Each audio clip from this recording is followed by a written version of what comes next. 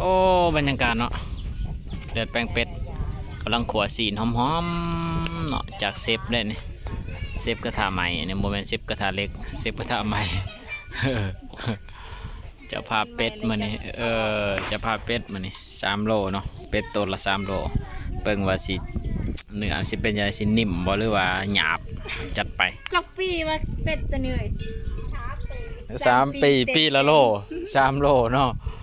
ติดเบิ่งข้างใน3 โลไปเลยยังจะคิดก็จังหอดสี่3 โลก็ยังอีกจักคิดเป็ด3 โลเต็ม3 โลเต็มใช่เมื่อกี้นี่บอกไปจนสิหอด4 โลเจ้าเป็นผู้บอก3 โลไป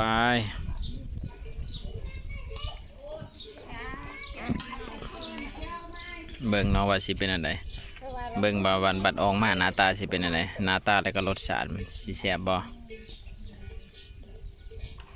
ตอนนี้กำลังขัวเนาะอันนี้ขัวสิ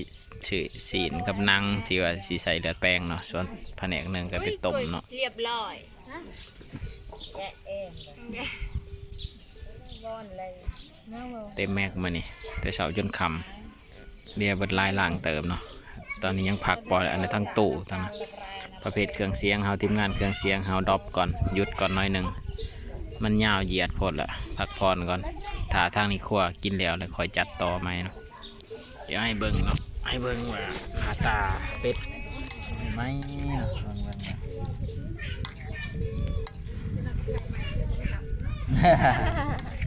คือไม่ไรในไรก็อยากให้มันคักพอดีบริใส่เลยไฟใหม่นี่แล้วจอยเลยนี่แมนแหละ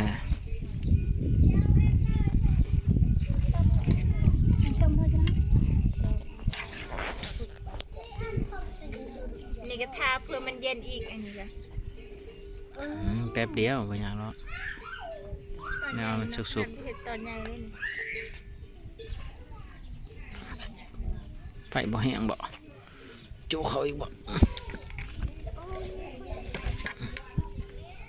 หอมบุพดสัก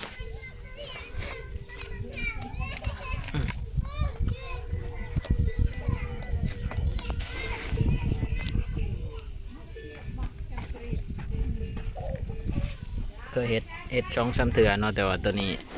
ถือว่าเป็นครั้งแรกที่ว่าเป็ดตัวใหญ่เนาะบ่ฮู้ว่าสิถือบ่เอา7 เก่าเนาะเอาน้ำปลา7เอาน้ำเก่าบ่ฮู้ว่าสิได้บ่แต่ละเถื่อมีแต่เป็ด2 โลเอาแต่หา7เนาะแต่ว่าเถื่อนี้เป็น7 เก่าลองเบิ่งสิโอเคบ่สิเป็นบ่คันบ่เป็นนี่ถือว่าจบเลยจบสูตรพร้อมไฟกำลังเดือดจมในหม้อฮะหม้อเป็ด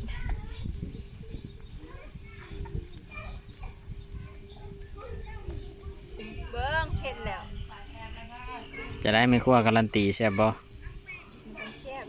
ยกโป้คันแซ่บเลยยกโป้เราได้แวบ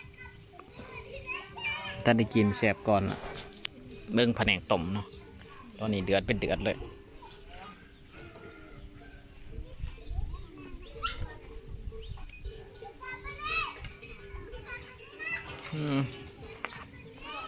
ส่วนหนึ่งปีกเนาะส่วนหนึ่งปีกเป็นน้ำการก่อหรืออะไรเนี่ยอันนี้ตับเลือน้อยเดียวเนาะเห็ดพิษสูตรเนาะมันออกไปลายเติบเลยอันนี้จะเห็ดเป็นแก้วตับไว้จำเนาะ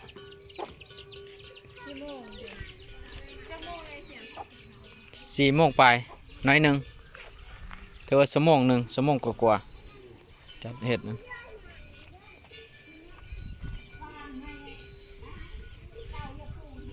ชิมมึงดูนัวปะนัวอยู่ปะนัวกับปรุงไหมหรือว่าปรุงเอาอยู่คนก็ได้ชิมเบิ่งสีนมึงหยาบปะชิมสีนแล้วใส่ตังเบิ่งดูลองเบิ่งนัวพร้อมแล้วก็บ่หยาบพร้อมเนียนปะ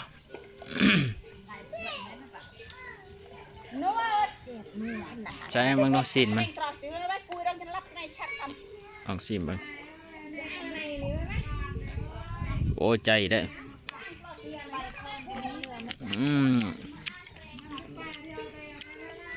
จีนป้านจีนง่วนเนาะ เบิ่งว่าหยาบบ่หยาบบ่ หยาบอ่ะกินได้มันคือบ่หยาบ เราลองกินฉีดมันดูล่ะ ก็กินซีมันคือจ้ะ เอาไหมบ้องยังหยาบมั้ยเป็นใหญ่เด้อพอดีป่ะคำพอดีก็โอเคเอาควายอีกน้อยนึงพอดี กินได้ น้อยนึงก็ป้องได้เถอะว่าเกี่ยมเห็ดเลือดแป้งกินถาเนาะกินเลือดแป้งถาต้มเป็ด